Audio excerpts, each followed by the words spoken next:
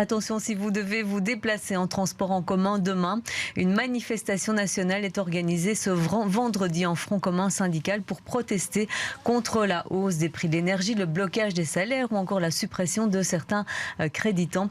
Camille Tanguine, bonjour. Quelles sont les perturbations annoncées? Bonjour Muriel, bonjour Charlotte. Eh bien à Bruxelles, la grosse perturbation concerne la STIB. Comme à chaque fois, le détail de ce qui roule et ce qui ne roule pas sera donné dès 6h du matin sur leur site ou les réseaux sociaux.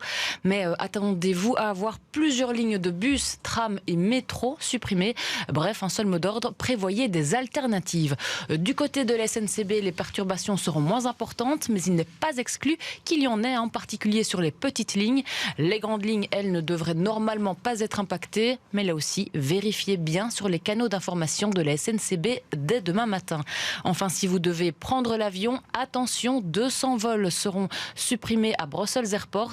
Les compagnies ont déjà prévenu les passagers concernés. Si vous avez plus de chance et que votre avion décolle, l'aéroport vous conseille quand même de voyager léger, car il risque d'y avoir des perturbations aux enregistrements ou encore au service des bagages. Alors ça, c'est pour les transports en commun, mais est-ce qu'il y a d'autres secteurs qui seront impactés, Camille? Alors oui, au niveau des écoles, elles restent ouvertes. Les syndicats ne s'attendent pas à une grosse mobilisation. Certains établissements sont encore en examen, donc ce sera vraiment au cas par cas.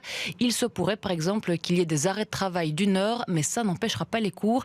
Et puis concernant les secteurs publics, donc la Poste ou encore les différentes administrations, eh bien là aussi ce sera du cas par cas. La distribution du courrier pourrait être perturbée et certaines administrations pourraient fermer faute de personnel.